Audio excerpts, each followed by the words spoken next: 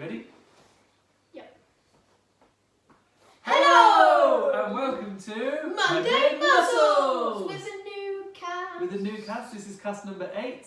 So we've been to the Birmingham Children's Hospital today. So thank you very much to the Birmingham Children's Hospital. And we've had a request today as well, haven't we? Yeah.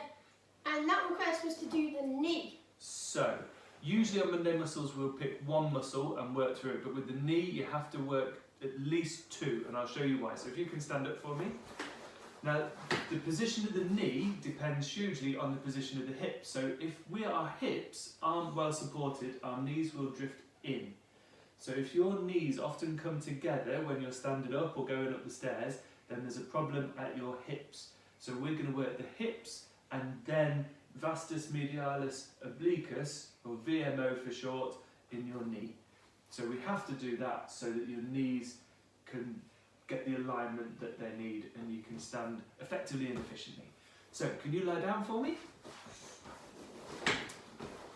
Bro?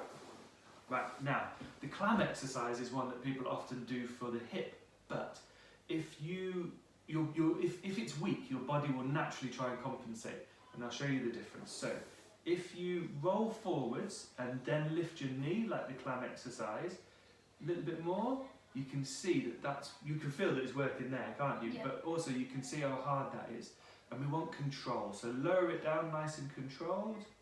And what I'd say is if you lift it up so ready, lift, 3, 2, 1, and then hold for 3, 2, 1, and then down for 3, 2, 1.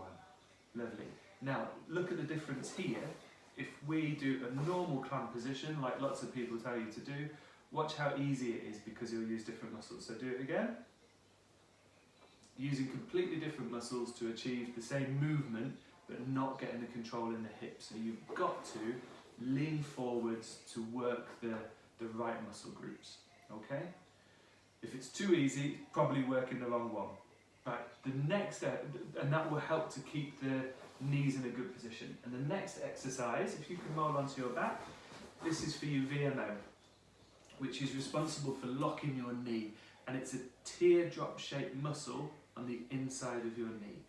So if you put a ball or a cushion or anything about that sort of size, so you've got about a 30-degree bend in your knee, then, oh, bless you, then you can lift your heel.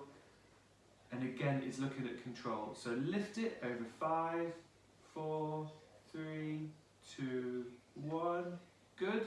And we've got lovely definition there in the muscle. And then lower it down, 5, 4, 3, 2, 1. Now realistically, with both of these exercises, you're going to need to do about 50 a day to really start noticing change.